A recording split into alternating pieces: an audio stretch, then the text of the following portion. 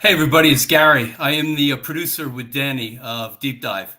And we're kind of running a test here because we've been knocked off of the YouTube from doing any live presentations since the one that we did earlier in the week with Matt and with Tony Schaefer.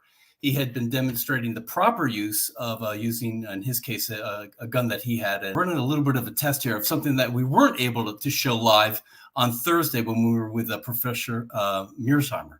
So this is an encore presentation of what we did on Thursday with the professor. And we changed the title because John is such a class act. And what he does is after he comes on the show, he has a Substack page, that he runs everything that he writes and all of his presentations that he does. So he puts out an email blast. And when he does that, he mentions the show that he's on, and he mentioned our show, and he titled it "More Evidence of the Rot in America." Now, that's not the title we used originally, but I liked this title so much, and that's how he interpreted all that he presented that day on Thursday. So we thought we'd run it for you. So it's a little bit of a test, but we're glad you're here. And amen. Here we go with John Mearsheimer.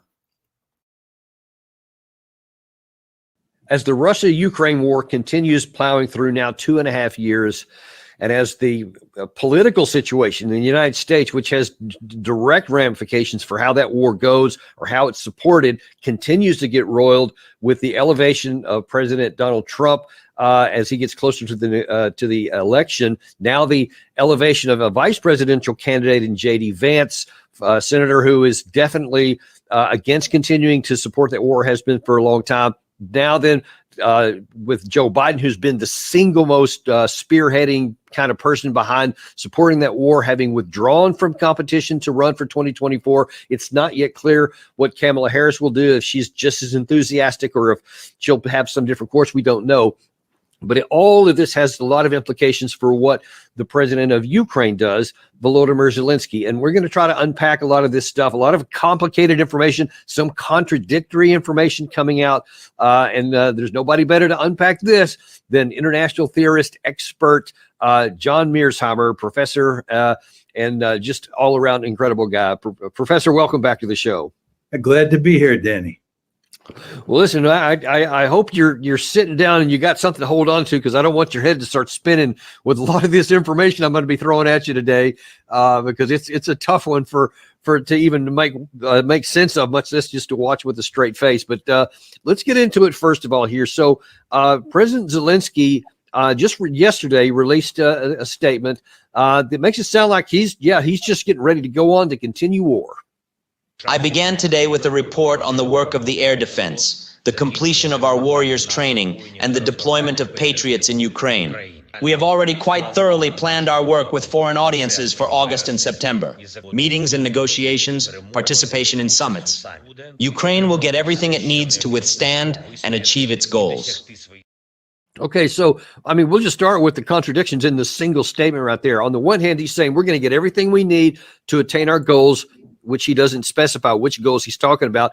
But then right before that, he's talking about we're going to have meetings and negotiations, not talking about what he's going to negotiate. And then before that, he's talking about we're continuing to prepare all of our military. So what do you make of that mess he just said right there? Well, first of all, I don't know how many patriots he's going to get, but it's not going to make any difference. The fact is that Ukraine doesn't have the necessary air defenses to keep the Russians from bombing all across their country. And there is no evidence, none, that the West is going to be able to provide them with the necessary air defenses. So it's hard to know what he's talking about. And by the way, we can get into this in more detail. If you look at the effect of Russian air power and Russian missiles and Russian drones on what's happening in Ukraine, it is really having a profound effect. So not having those air defense missiles really matters. With regard to negotiations and dealing with the West to deal with this problem and that problem, it's all basically a waste of time. What the Ukrainians need is they need manpower, and they don't have that, and they're not going to get that. And they need weaponry, and they don't have enough of that, and they're not going to get that. So all of this is beside the point, and Zelensky is, he's making good comments for public relations purposes, but in terms of making substantive comments that really are telling us something about where the war is headed, he's not doing that. And, and I think to tag on about the air defenses, I know that especially during the NATO summit, there was a lot of more claims that we were going to give them more defense or batteries, et cetera, to use. But the big problem is the long pole in the tent for Ukraine, really for everybody, is that there's not enough interceptor missiles in our manufacturing capacity. While a little higher than it was, is still not a fraction enough to be able to provide enough interceptors, no matter how many batteries they have. And as you pointed out just now, I mean, the missiles from Russia are already getting through all over the country, but there's almost no stopping, especially the FAB bombs and the glide bombs of Russia on the front line, which are all launched from their aircraft, and almost none of those get interdicted.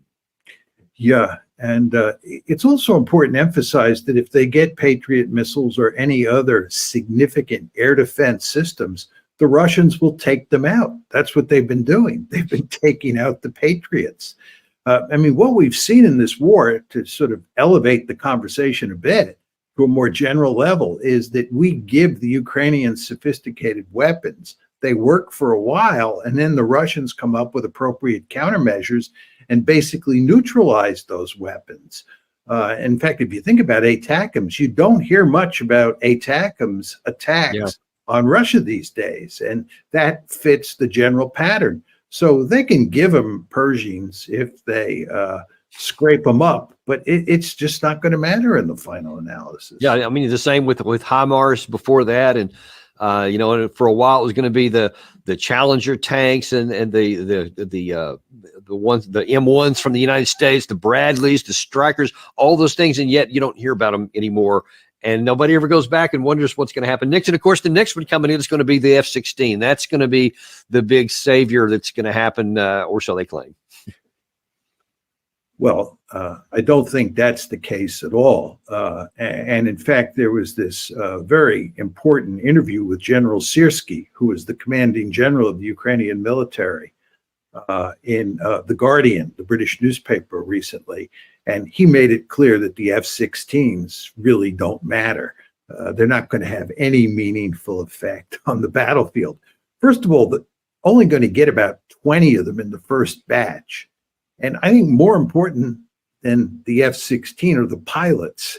And I do not believe for one second that they have skilled pilots who can fly those 20 F-16s. Yeah. But let's assume I'm wrong and they have skilled pilots and they get 20 F-16s.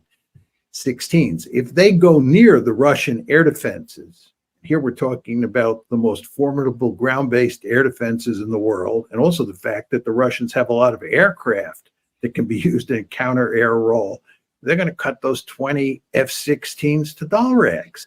So Syrskyi made it clear that we're not going to send them up to the front, the F-16s. And Syrskyi's not going to send them up close to the front because he knows they will be shot down. dollar eggs.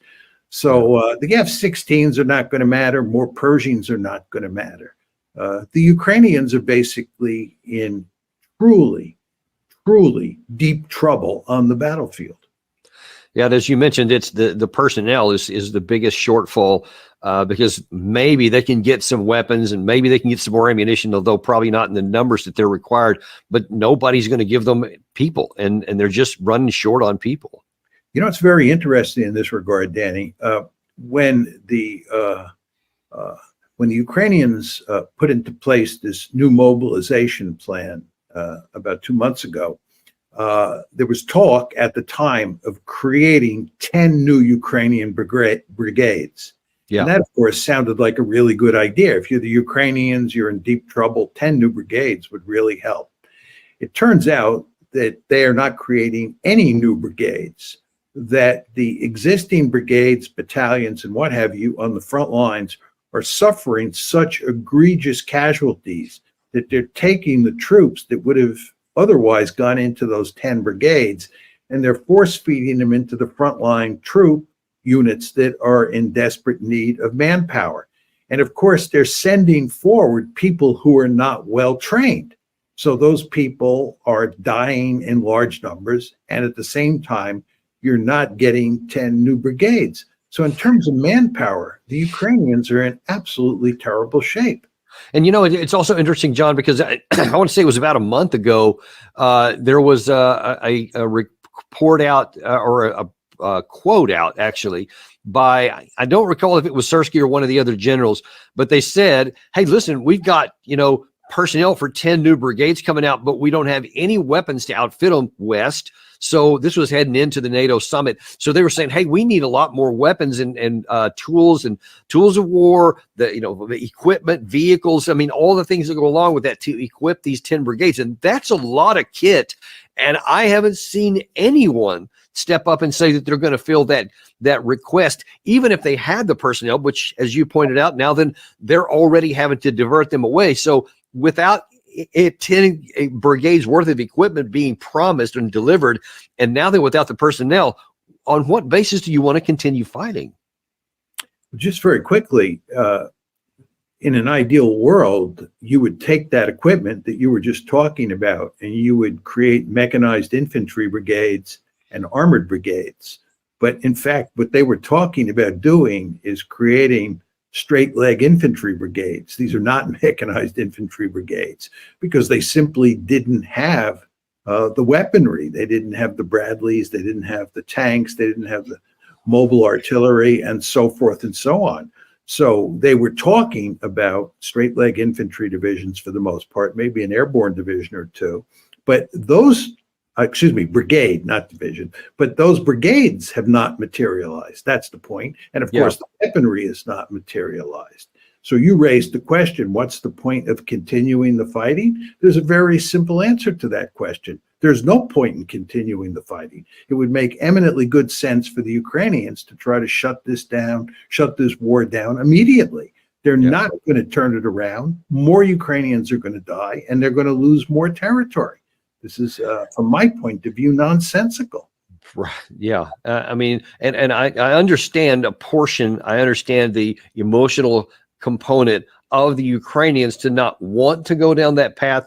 But I think that the train has long ago left the station to where reality has to crush in on that. Otherwise, you're only going to cause yourself more casualties than is necessary. One of the things that may be that perhaps that is part of what's animating Zelensky to say, "Hey, let's talk about maybe having more of a negotiated settlement." The foreign minister Kuleba just went to Beijing to talk peace about with the Chinese, and Zelensky also yesterday talked about how that played out. Watch this. There is a clear signal that China supports Ukraine's territorial integrity and sovereignty. It was also confirmed what Chinese leader Xi Jinping told me, that China will not supply weapons to Russia. Okay, funny thing about that, I looked at the Chinese response to that. Gary, if you can throw that up there. And I read through what they wrote from their public side there. This is on the Global Times. Their headline is that slanders against China over Ukraine crisis fall apart. But when you look down through it, when they're talking about the meeting itself, there is no mention about anything in there about territorial integrity or that they're on Ukraine's side or that they would turn against Russia or anything. In fact, the only thing it did say is that the Chinese side advocated an immediate ceasefire and a negotiated settlement, which they said it was a long time coming to get this war started, and it'll be a long time negotiating a way out. But they left it with the parties to figure out only that they advocate a peaceful resolution to the war. So I'm not sure that Ukraine's going to have a lot of success there getting China on their side. Yeah, I think there's no question the Chinese are not going to side with the Ukrainians against the Russians. My gut instinct is that what Zelensky was doing here was he was talking to the Chinese and feeling them out to see what kind of assistance they might provide Ukraine in the negotiations. And maybe he was looking to see whether the Chinese might act as mediators in the negotiations. But I think when I see Zelensky talking to the Chinese, he's not so much concerned about how the Chinese are affecting events on the battlefield in a direct way by, say, providing weaponry to the Russians. I think he's much more interested in trying to figure out how he and the Ukrainians more generally can negotiate themselves out of this disastrous situation they're in, and thinking that maybe the Chinese can help them on the margins. And do you see any room for that? I mean, why? Because I've got to put myself in the role of the Chinese, and I'm thinking now you are definitely, Vladimir Putin has now met with Xi Jinping a couple of times, not very far apart. They're obviously increasing their strategic relations and their economic discussions, helping other areas like dual use technology, for example. So what benefit does Ukraine have to do anything that's counter to the Russian side that would be positive for the Ukraine side? What's their motivation? What would it be? Well, from the point of view of trying to settle this one, what really has to be done is the Ukrainians have to come to terms with the fact that they have to give up the 4 oblasts and Crimea. And Russia, of course, has annexed all 4 of those oblasts plus Crimea. And the Ukrainians have to come to terms with the fact that not only can they not join NATO, they cannot have a meaningful security relationship with the West, especially the United States. That's what has to be done. And once they do that, then they might be able to talk to the Chinese to get the Chinese to help put pressure on the Russians to not take more territory. See, the interesting question going forward is how much more territory the Russians are going to take in addition to these 4 oblasts plus Crimea. This is why you and I have been arguing for a long time that the Ukrainians should settle this war immediately, because if they don't, they'll lose more territory. So I think the fact that they're going to lose 4 oblasts is a done deal. And what they want to make sure doesn't happen is the Russians take more territory. You want to remember there are huge battles taking place in Kharkiv now. Kharkiv is not one of the 4 oblasts. And there's a danger that the Russians will end up taking Kharkiv. And from a Ukrainian point of view, you want to prevent that. So what I'm saying to you, Danny, is I think that the Chinese might, and I underline the word might, be helpful if they get involved in the negotiations in nudging the Russians to not be too greedy in terms of the territory they take, and maybe even helping, with regard to the question of security guarantees. The Chinese may be able to weigh in on that front, because again, as I said, the Russians are not going to accept the deal where the Americans are providing security guarantees. Yeah, for Russia, Ukraine's left. Well, yes, now you've studied the Chinese for many years, so you have a pretty good sense of kind of how they view things and their view of real politics, etc. What would you imagine they might have said to Zelensky? Would they have said anything like, okay, I hear what you're saying, good luck to you? Or might they say, hey, listen, you can't win this war, and maybe we can help you on the margins, but you're going to have to make a negotiated settlement? I mean, that's just my pure guess. Do you have any sense for what you think they may have said behind closed doors? Well, my experience with the Chinese is they are realists par excellence, and they surely understand the way you and I do what's going on the battlefield. It's almost hard to miss if you're thinking about this situation in a rational legal framework. So they surely understand that. And I think the Chinese probably are interested in shutting this one down. And I think they told told the Ukrainians that what they're going to have to do is come to terms with reality and work out a deal that accommodates the Russians. The bottom line here is, and this is something that's difficult to say in the West because people don't want to hear it, and it's difficult to say in Ukraine because Ukrainians don't want to hear it, but the Russians are in the driver's seat at this point in time. They are. Right. And they have to be accommodated. If you're right, and it's hard for me to imagine that it would be too far off of what you just described, what the Chinese may have said to the Ukrainian delegation, how do they respond or react, rather, when they hear Zelensky come out after Kuleba returned and he said, yeah, the Chinese said that they are all about our territorial integrity, if that's not what they actually said? Do they just feel like this guy's a nut, or do they just laugh and roll their eyes? I mean, how do they react to that kind of stuff? Who knows for sure, but at this point, they probably think that it's just the way the game is being played here, and they're not terribly surprised, I would guess. Well, and if in the area of not being terribly surprised by things that don't make a lot of sense, one of the reasons I think that one of the teachers of Ukraine for making these kinds of statements is none other than Jake Sullivan, who a few days back, despite everything that's going on, all of the reality that you and I are talking about here, Jake Sullivan has this view.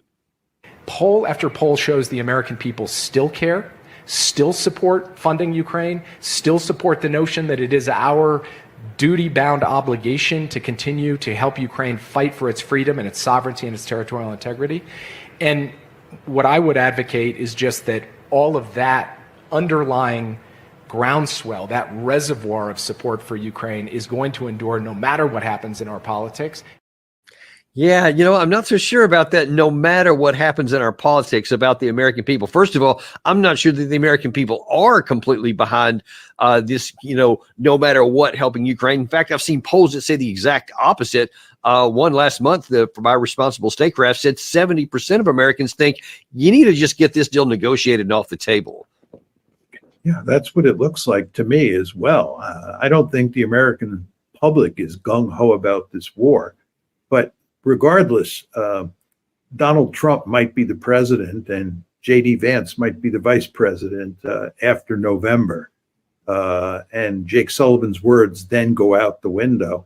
And even if Kamala Harris wins, there's a good chance that Sullivan, Blinken, and that whole crowd will be pushed overboard. But even putting all of those considerations aside, in a very important way, they don't matter, because what matters is what's happening on the battlefield here. The Ukrainians are losing badly. The Russians are in the driver's seat, as the general made clear the Ukrainian general made clear in his comments in The Guardian. The Russians are getting more and more powerful by the month. I don't understand what Sullivan is talking about.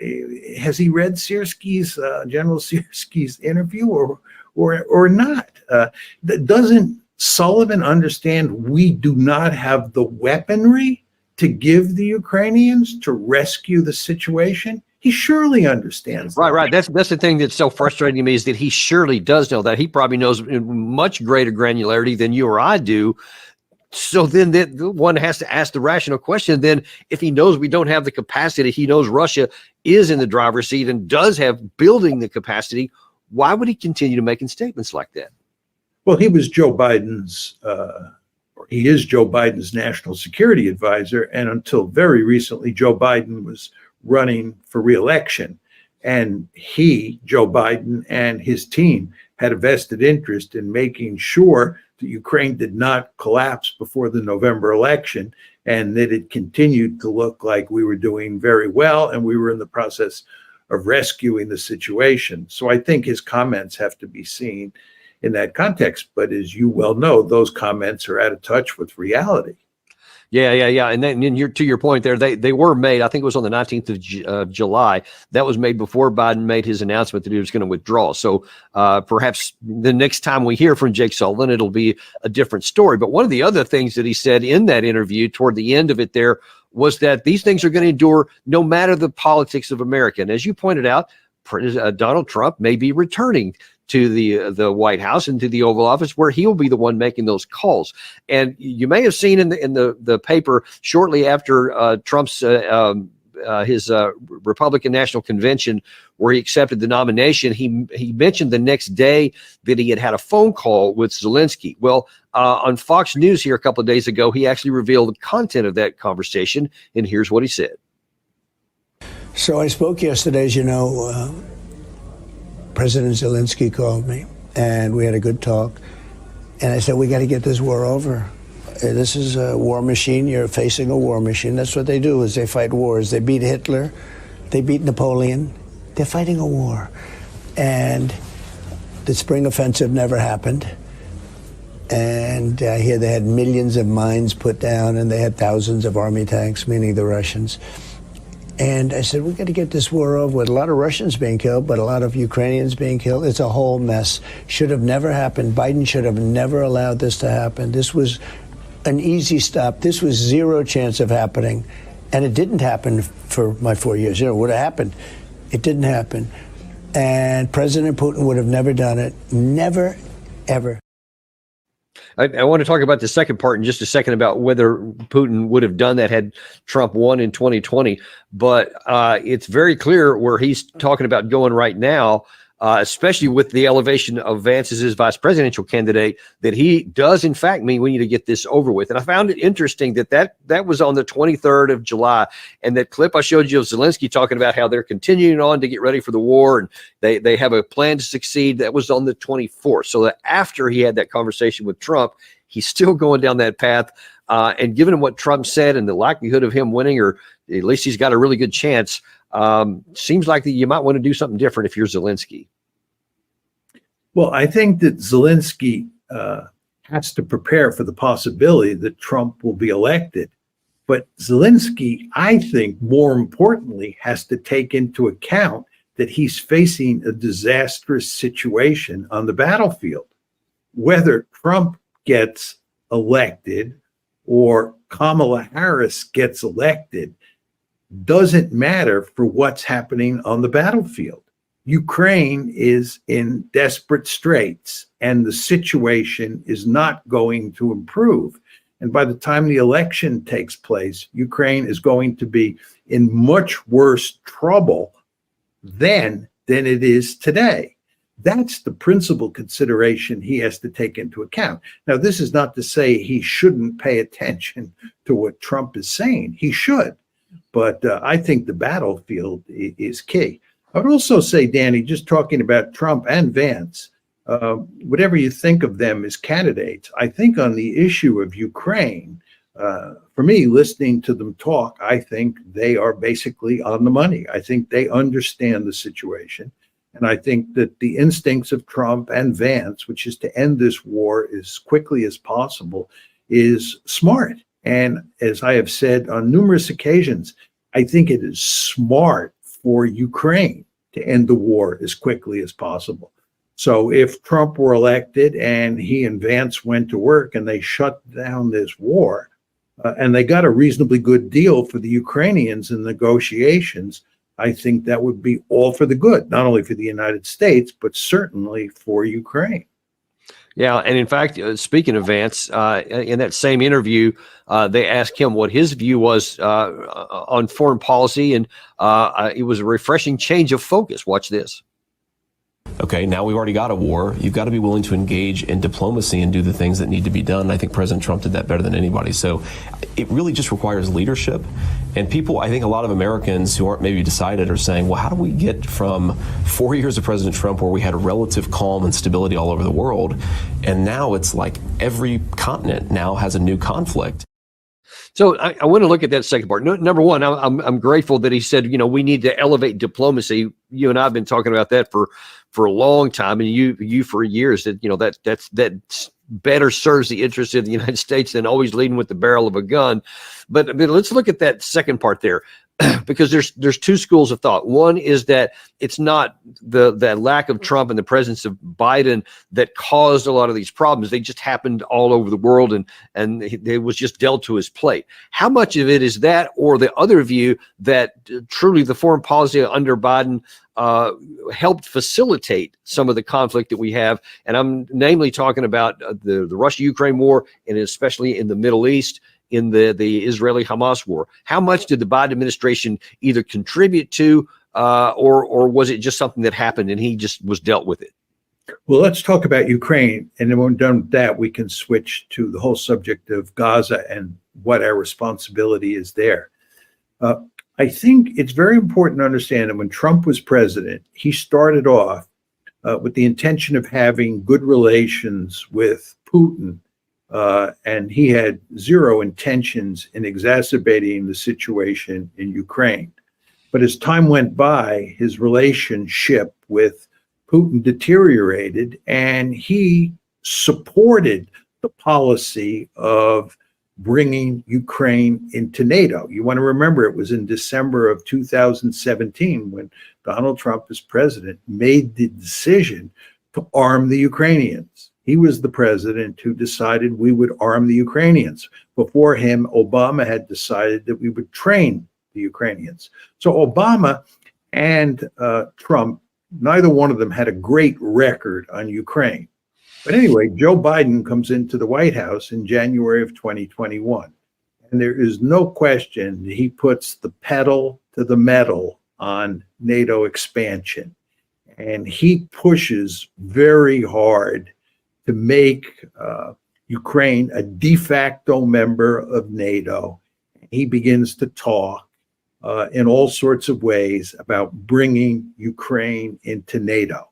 Then in December of 2021, this is about 2 months before the war starts, the Russians send a letter to both the head of NATO, Jens Stoltenberg, and to President Biden, and they say, this has got to stop. Let's figure out some sort of deal. Let's come up with a security architecture to avoid war.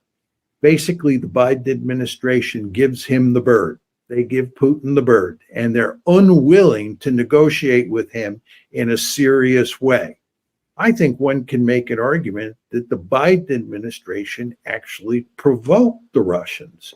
And then, as you know, when the war broke out, the Russians immediately sent a message to Kyiv to ask if they would start negotiations so that the war could be shut down.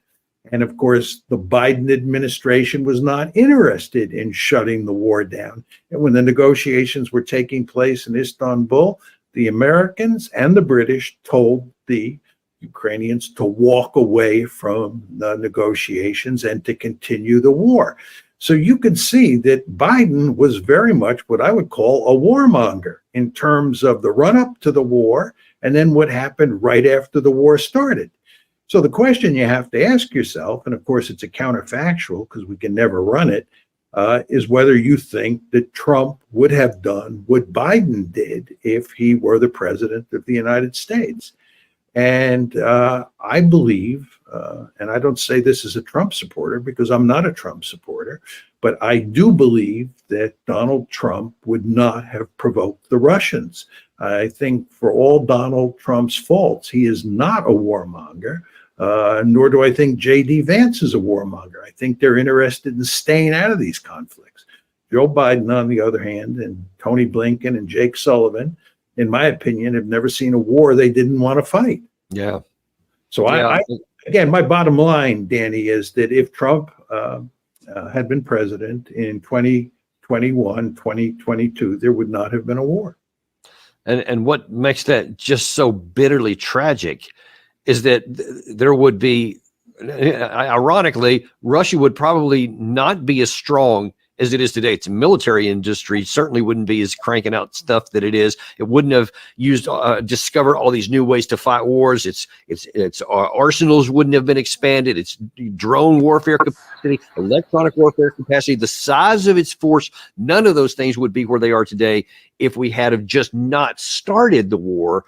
And of course, the worst of all is how many hundreds of thousands of Ukrainian men would still be alive today.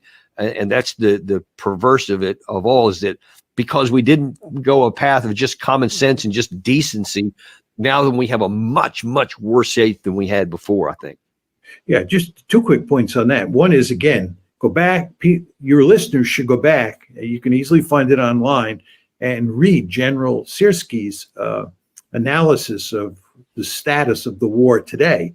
And amazingly, he points out that when the Russians invaded in February of 2022, the Russians had about 100,000 soldiers. I usually use the number 190,000, which I think is the high-end number, but I use that number to be conservative. Syrski says the Russians invaded with only 100,000 troops, but he points out that the Russians expect by the end of this year to have 690,000 troops. 690,000 instead of 100,000. That shows you how much bigger the Russian army is today. And then when you read Siersky's description of the equipment that's in the Russian army today compared to the equipment that was in the Russian army in February 2022, it's night and day. The Russian army is a much more formidable fighting force. And as you and I both know, if you take an army and you fight wars with that army becomes more efficient at fighting those wars. The Russian army is a more efficient fighting force today than it was in 2022. So I think your point is absolutely correct, and Siersky supports you that this Russian army today is a much more formidable fighting force. But in my opinion, the more important point is the second one that you made, which is the disaster that we helped produce for Ukraine. It makes me sick to my stomach to see what's happened to Ukraine, what's happened to their country, the fact they've lost so much territory, most of which they're not going to get back, and especially the fact that so many Ukrainians have died, and that this is a country that does not by any means have a bright future.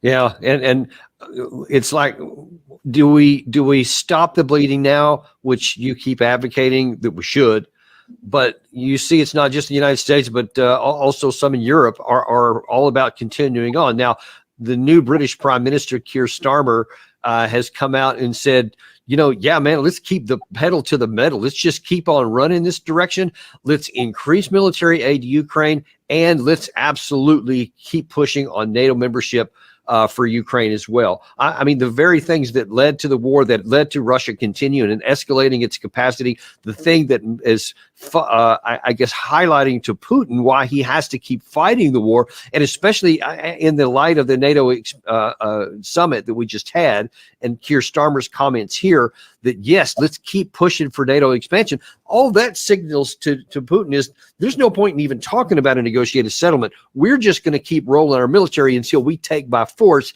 every piece of territory that we want, even if it takes another year and a half or something, I think. What do you think about that? I think there's no question about it. When people like Starmer, and Stoltenberg is guilty of this, as is Biden, make all these comments about how it's inevitable that Ukraine will become part of NATO and we're going to back them full force forever and ever, you just give the Russians an incentive to take more territory, to kill more Ukrainians, and to turn Ukraine into a dysfunctional rump state.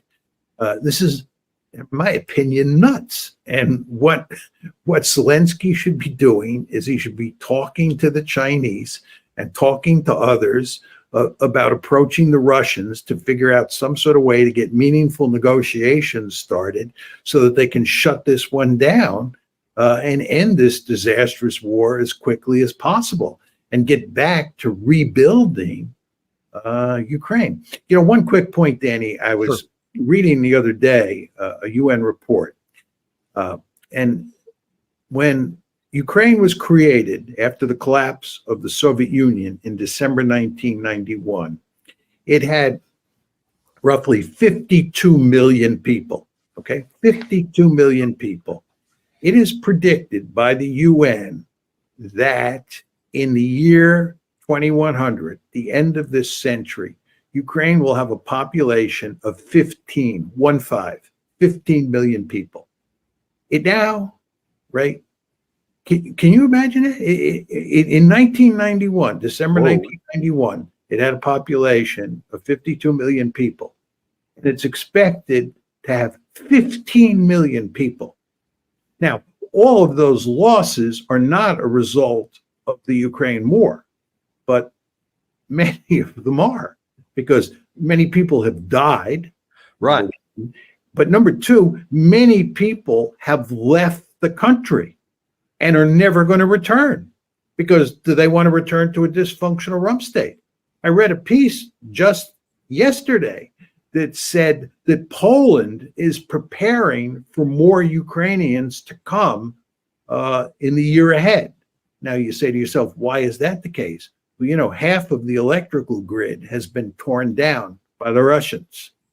And when the winter comes and even more of the electrical grid is torn down, people are going to run the risk of freezing to death. So they're going to have very powerful incentives to get out of Ukraine and go to a place like Poland. And of course, as you can imagine, at this point in time, the Poles are getting tired of having Ukrainians in their midst and having to pay for them. So the Poles are not terribly happy about this. So you have this horrible situation where the Russians are pounding Ukraine, and that's creating a situation where the Ukrainian public has an incentive to bail out, mainly to survive. But in Western Europe or in Europe, people are not that interested anymore in taking in these Ukrainian people. And now here's part of the contradiction that I mentioned at the outset of the show here. So you have, on the one hand, Zelensky was showed talking about, we're going to continue on. We're training. We're getting more anti-aircraft capabilities. We're getting the F-16s coming up soon. But then you also have simultaneous to trying to get China on their side. Then they have this move for peace. They are saying there's some quarters that say they're going to have another peace summit later this year.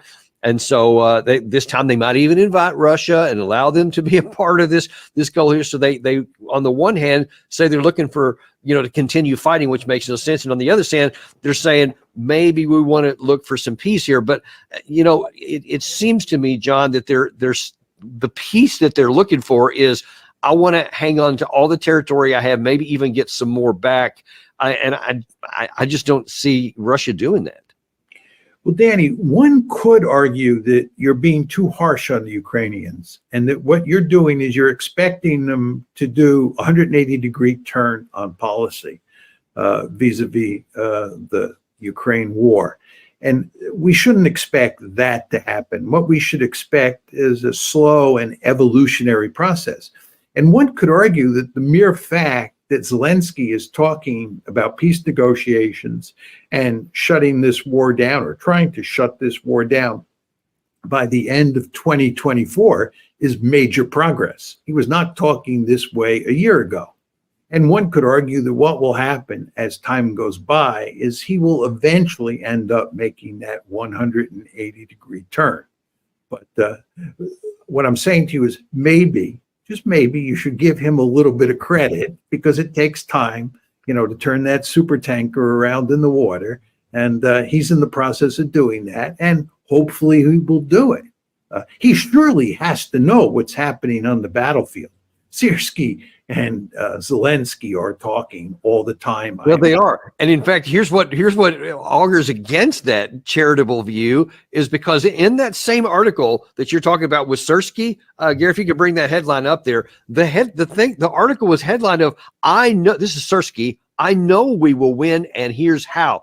And then he goes on. This was what was so bizarre about it. This is in the context of just one guy that's going to make your head spin here, because he does lay out all those details in this article right here that you're referring to. And he's talking about how many more artillery pieces Russia had than they had, the up to nearly 700,000 troops in Ukraine by the end of this year.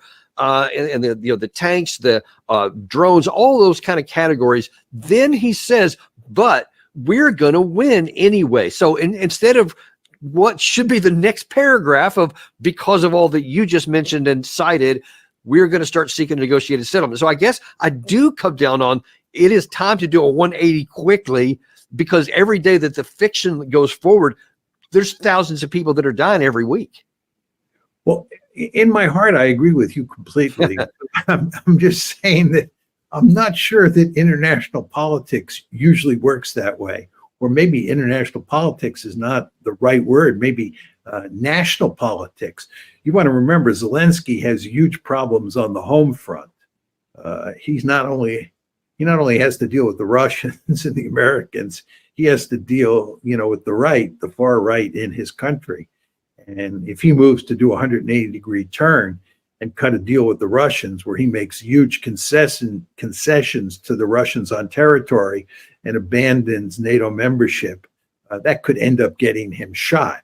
Yeah, so it genuinely could. And see, but I think that I would have been for a slower move in say October, November 2023, because they tried the offensive after great fanfare and all the stuff that we actually did give them, all the thousands of combat vehicles of various types and the ammunition and all that sort of thing, and then it would have completely failed. That's your point right there, where you can start the slow pivot to get to 180 degrees out there.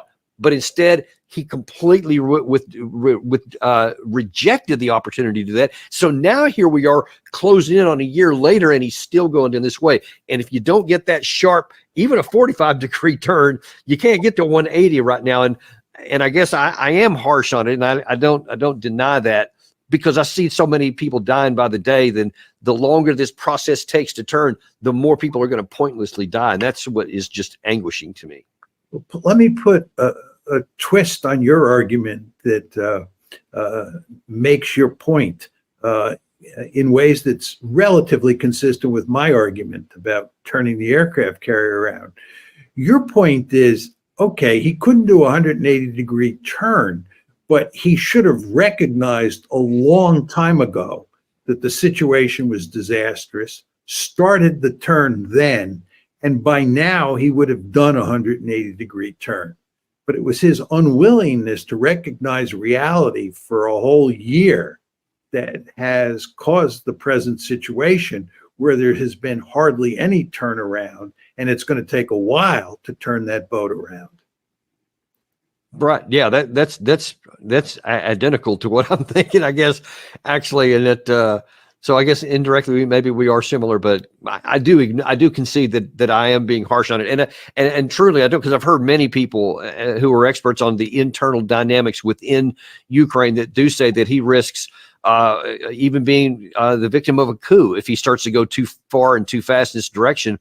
But I mean, I'm just going to be honest and harsh in that I even that doesn't sway me, because even if it costs him his own seat, I think that he owes that to the people that he's leading right now to try and bring this bloodshed to an end, even if some don't want it. But I know it's easier for me to say from the comfort of Sterling, Virginia, than it is for him.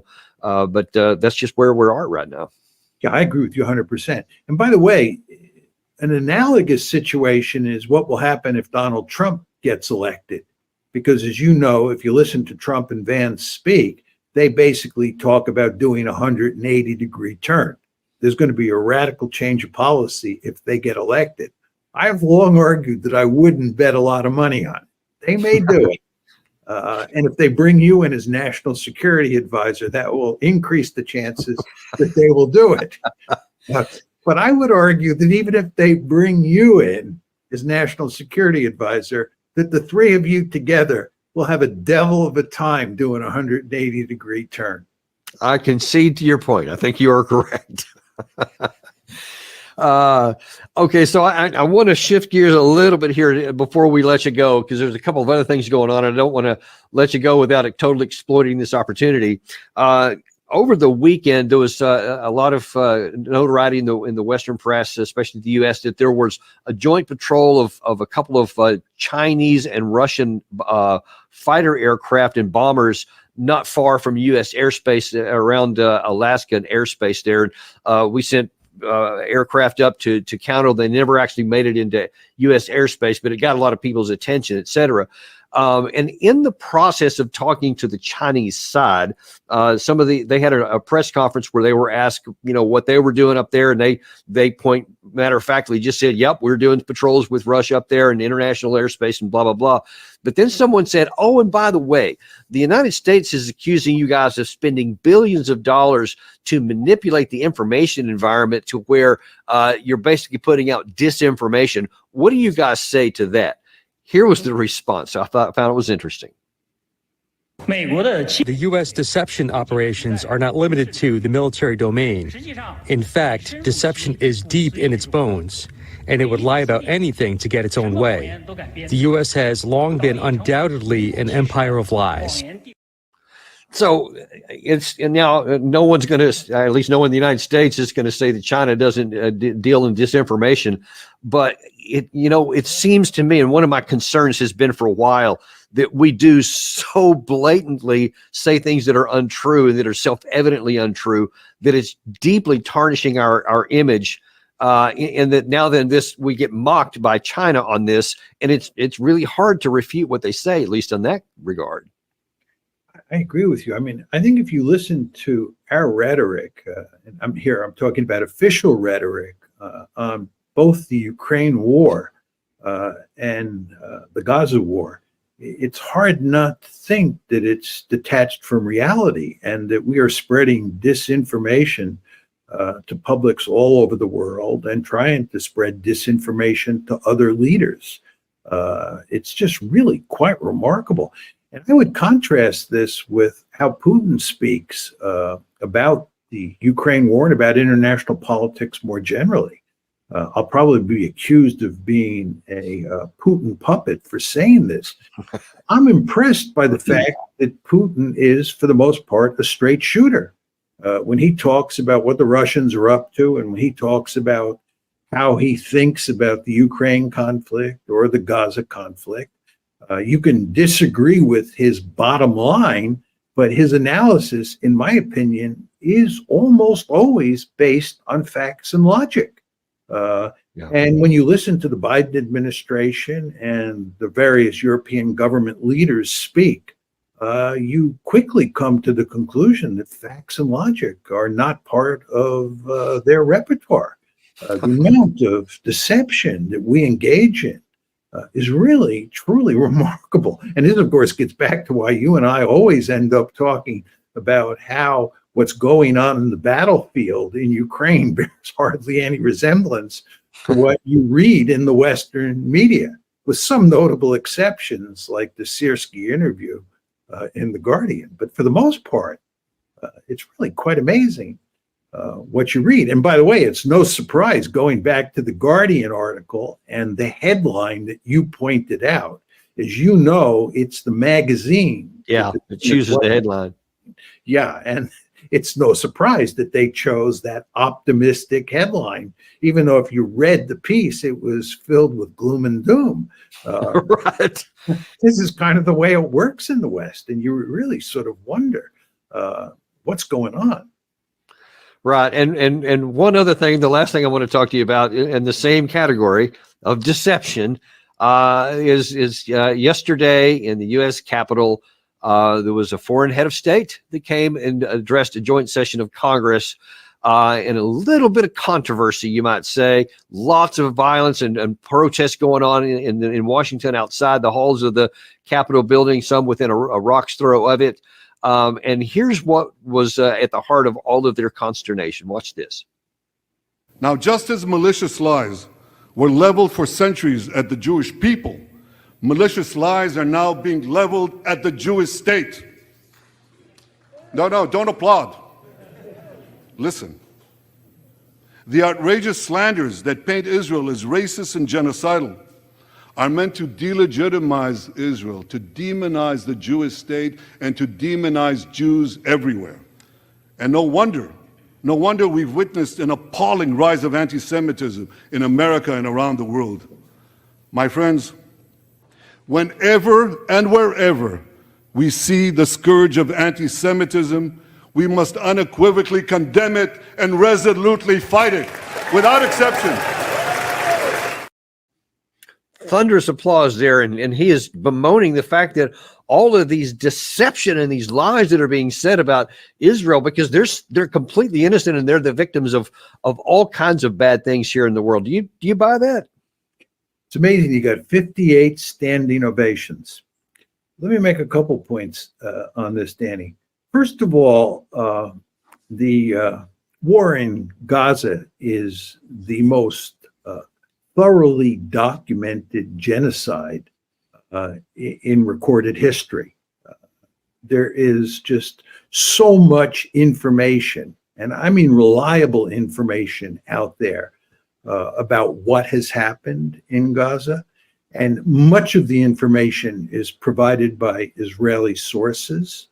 And you want to remember that the International Court of Justice, looking at the information that was just available by late December of 2023, not looking at the information that's available since then, concluded that there was sufficient information available to make a plausible case that Israel was committing genocide in Gaza. Now think about that. There is sufficient evidence to think that Israel is committing genocide in Gaza. And what happened yesterday is that the leader of Israel, the person who is responsible for executing this genocide, was invited to speak before the US Congress. And he was given 58 standing ovations. It's truly remarkable. It's disgraceful. I'm embarrassed to be an American when I see something like this happen. Furthermore, this is my second set of points. If you look at what Netanyahu was saying, a number of arguments that he laid out were simply blatant lies. He said, for example, that Israel is not purposely targeting the civilian population in Gaza. There's an abundance of evidence that shows that this is not the case. Yeah. Listeners should go to the magazine. You can get it online. It's an Israeli magazine, plus 972. That's plus 972. And there are two articles in there by an Israeli, Yuval Abraham, who talked to people who were deeply involved in the bombing process in Gaza. And it's unequivocally clear from reading those two articles that Israel was purposely targeting the civilian population. This is a punishment campaign against the civilian population. Then he said, if you look at the fact that many people in Gaza are starving, you have to understand that this is not because of anything the Israelis are doing. It's because Hamas is stealing the food that Israel is generously allowing to come into Gaza. This is nonsense. No serious person believes this. And I could go on and on. You know, he raised this whole specter of Hamas burning babies or killing babies in attics. There is thorough documentation on how many Israelis were killed, what kinds of Israelis were killed in terms of age and gender and so forth and so on. And there's evidence of only one baby being killed, and that baby was killed by Hamas in a crossfire. This is a tragedy for sure, and I don't want to make light of it. But thankfully, we don't have evidence of 2 or 3 or 4 babies being killed, and there's no evidence of babies being beheaded or burned and so forth and so on. But over time, and yesterday when he appeared before Congress, Netanyahu made these outrageous arguments that are simply lies. Yeah. And this whole anti-Semitism charge, is there a lot of anti-Semitism in the United States? Well, if you define criticism of Israel as anti-Semitism, then there is a lot of anti-Semitism in the United States. But that's a ridiculous definition of anti-Semitism. If you're talking about anti-Semitism in the sense of hatred of Jews and wanting to do terrible things to Jews because you think they're bad people, that's real anti-Semitism. And there is certainly some of that in the United States, regrettably, but there is not much of that. And that's not what's going on college campuses. What's going on college campuses is that people are protesting what the Israelis are doing in Gaza. They are protesting a genocide. And then you have Netanyahu go before Congress yesterday and get thunderous applause as he says that these protesters are, number one, anti-Semites, and two, they're being funded by the Iranians. There's no evidence they're being funded by the Iranians. This is another lie.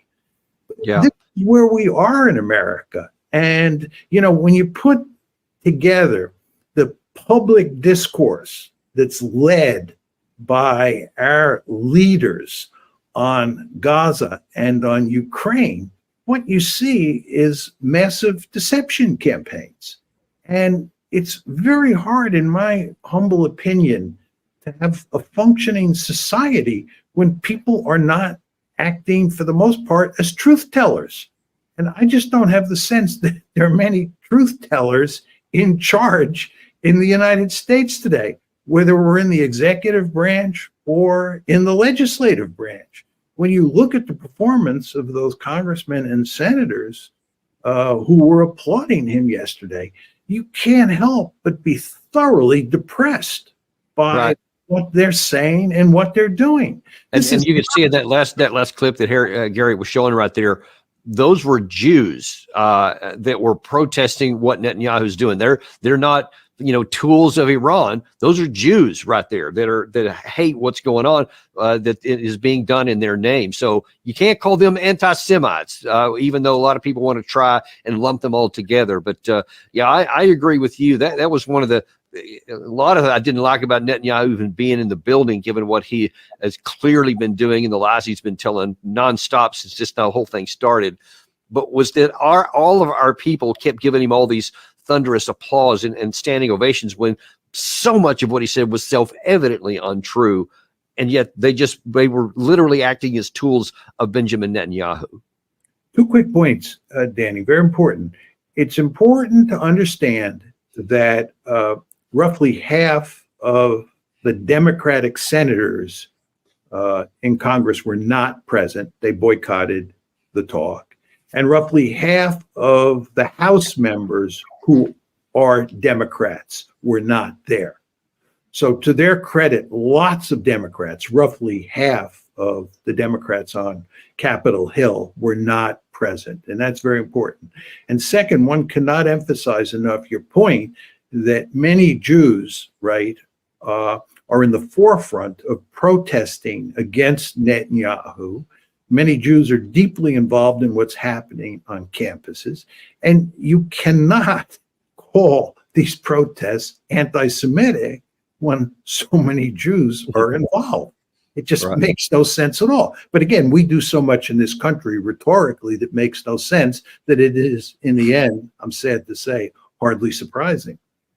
Right. Yeah. And that's what I can't get around there. But, if nothing else, we're just going to keep doing shows like this where at least we put out what is true on the ground and what is actually happening, no matter what anybody likes it or not. And that's one of the reasons we so value having you come on our show, because you call it like it is, whether it steps on somebody's toes or not. And we appreciate that and value it a lot. So thank you for that. My pleasure to be here, Danny. And we appreciate you guys being here with us as always.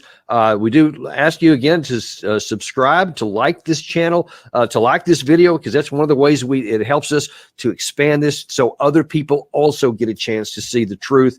And so do everything you can to help us out with that, because after all, we are all in this together. Thanks, and we'll see you on the next episode of Daniel Davis Deep Dive.